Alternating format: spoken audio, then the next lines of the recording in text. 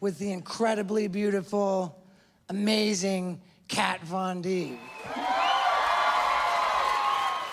We were cracking up over how dumb we think it is to throw your life away like that, you know, by having kids. So I said, wouldn't it be funny if I got a tattoo of a baby with a circle and a slash going through it? Like a no baby sign. We thought it was funny, but we just kept drinking. We're on South Beach doing shots. All of a sudden, the idea turns into a tattoo that says, fuck babies. And that is funny. But we just kept drinking, obviously way too much, because we wound up at the Miami Ink tattoo parlor where I got a tattoo of a guy fucking a baby. I know, it was really upsetting because those artists were so skilled. There was no mistaking what was going on in that picture, down to the tears flying out of the baby's eyes. And as soon as I got done getting my baby fucking tattoo, I stepped outside, the first people coming down the sidewalk, all excited to see me. I said, check out my new tattoo. And even as drunk as I was, the look of fucking horror on their faces told me I made a big mistake. I couldn't live with it. It wasn't long before I showed up at another parlor. And I said, give me that thing. I took the tattoo gun myself, and I drilled over that baby until I turned it into a mysterious black blob. And then I showed it to my jackass buddy, Bam. He took one look at it. He said, you should turn that blob into an ostrich.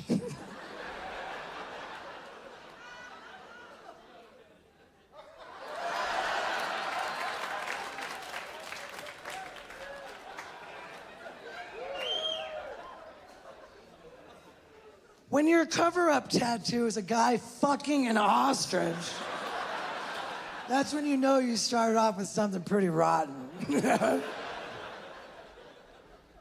yeah, I don't even have to think about having kids if I can't be in a healthy relationship. So one day I decided, man, you know what? It's time to get to work on becoming the man that the love of my life deserves. And I started by promising myself, when I'm on the road from here on out, no more. But everywhere I went, something popped up.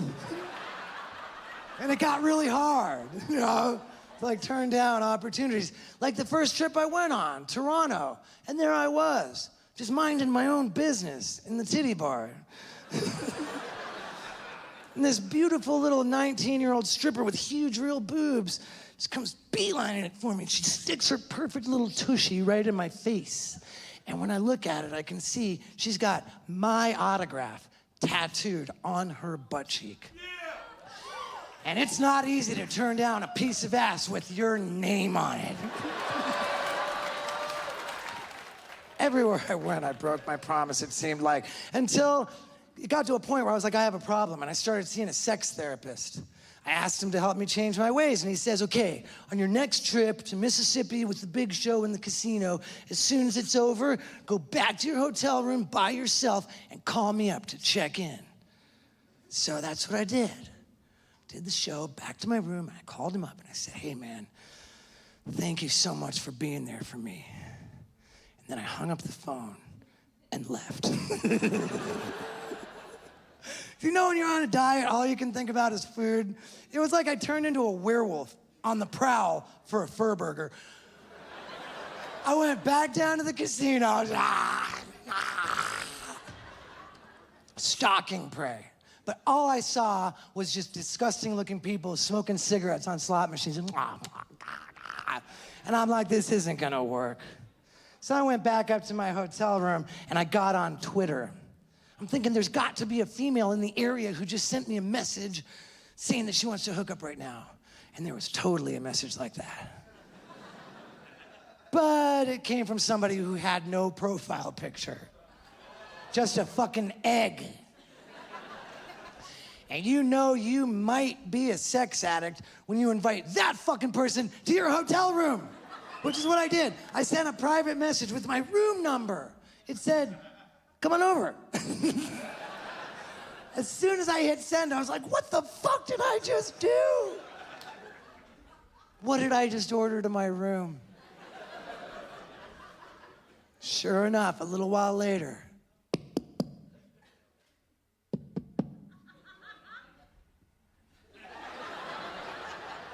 I'm hiding behind the bed, holding my breath, thinking if I just pretend I'm not here, that person will leave. But I was way too curious to do that. So I tiptoe over. When I look through the peephole, I'm like, no way, she's not that bad. I mean, she wasn't exactly good. But at this point, I don't care. I open up the door. I was like, come on in. This is great. Maybe we'll watch a movie. So we get on the bed, and I ask her, what do you do? She says, I'm a webcam whore. Part of me is thinking, this is terrible. What am I doing? The other part of me is thinking, webcam whore. Cool. This will be a slam dunk. So I get confident. Right away, I start stroking her hair. But she wants to keep talking about being a webcam whore. And it gets really creepy when she says, guys can be pretty mean, because when I take off my top, I have horrible scars all over my boobs from a botched boob job.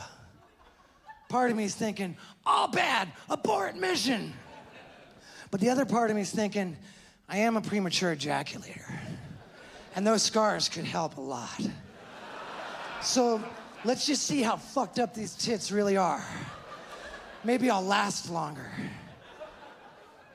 And that's what happened. But it was incomprehensibly demoralizing. Here I was doing exactly what I promised myself over and over and over that I wouldn't do. And now I'm doing it with Franken tits. Like, how low can I go? So I go back home to my sex therapist. Tell him what happened. He says, man, it's really clear you need to become sexually sober. And it's important that you start with a period of abstinence, total celibacy, which means you don't even jack off. Yeah, shit just got real. Like, you don't even jack off. I love jack. I got a crooked ass dick to prove it. Right? I think it's natural for guys to have crooked dicks, but women don't necessarily understand why. A lot of guys are thinking, shut the fuck up, Steve-O. Fucking drop that shit. But I'm gonna tell you, ladies, because I'm right-handed, my dick always looks like it's impatiently waiting for a bus that's coming from that direction.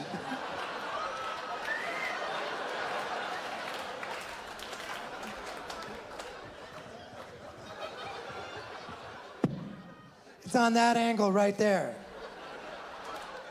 It's because I love jacking off, and I got this guy telling me I gotta stop. He says, let's just try 30 days, no masturbating.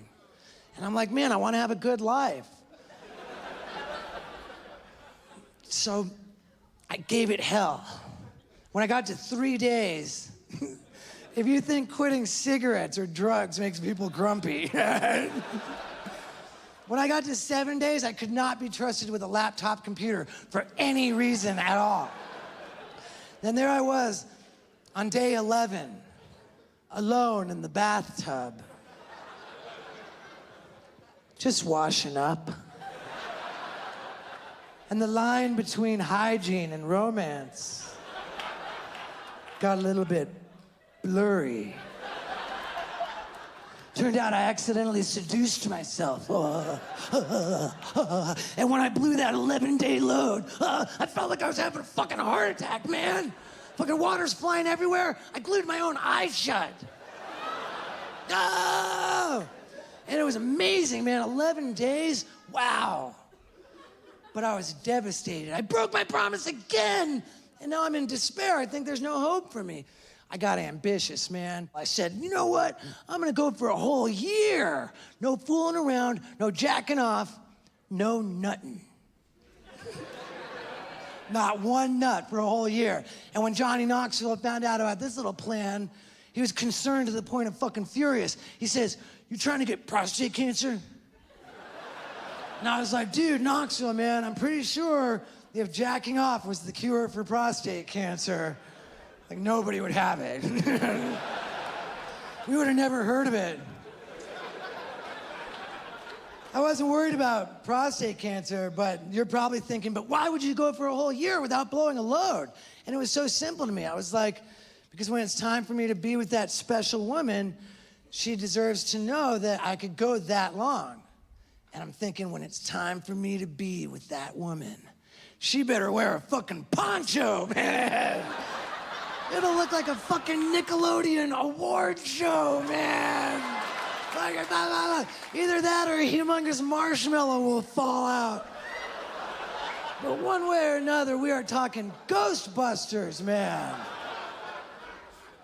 But how am I gonna stay on the path with all these beautiful women coming to see me? I did the only thing I could. I hired a professional cock blocker. Where are you at, Scott Randolph? Yeah, man. Yeah. How many of you guys know this dude? All right. Scott and I have been traveling together for like 2 years now, which begs the question, did you pull it or did you didn't pull it? I pulled it off. I mean, I didn't. You know? I went a whole year, you know? In hindsight, all I really accomplished was I was exceptionally grumpy and mean for a year. You know? So now I am a dog and cat rescuing, meditating, hybrid driving, clean and sober, vegan, who is adamant about not getting. Here's what's gonna happen, and it's gonna be super fucked up, okay? I don't want you guys thinking I've turned into a total pussy. This is where we make television history, okay?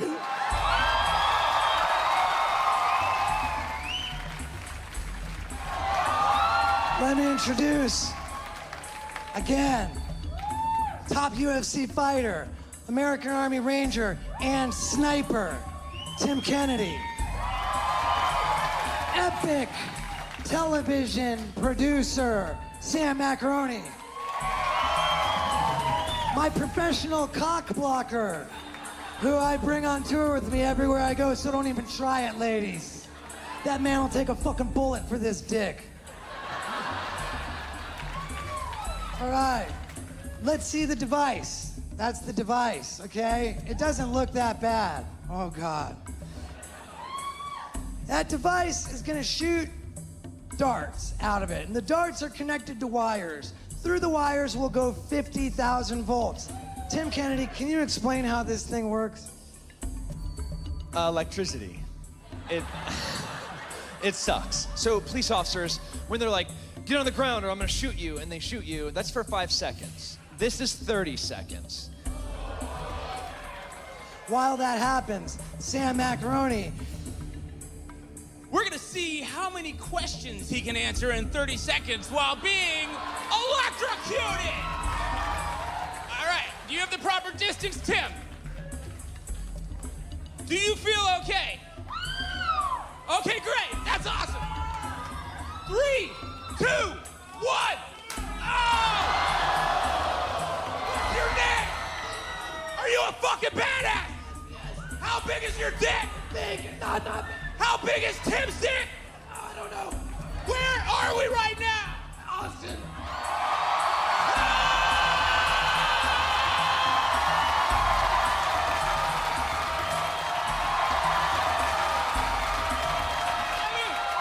Oh my God! Steveo, do you love these fucking people? Do you people love Steveo?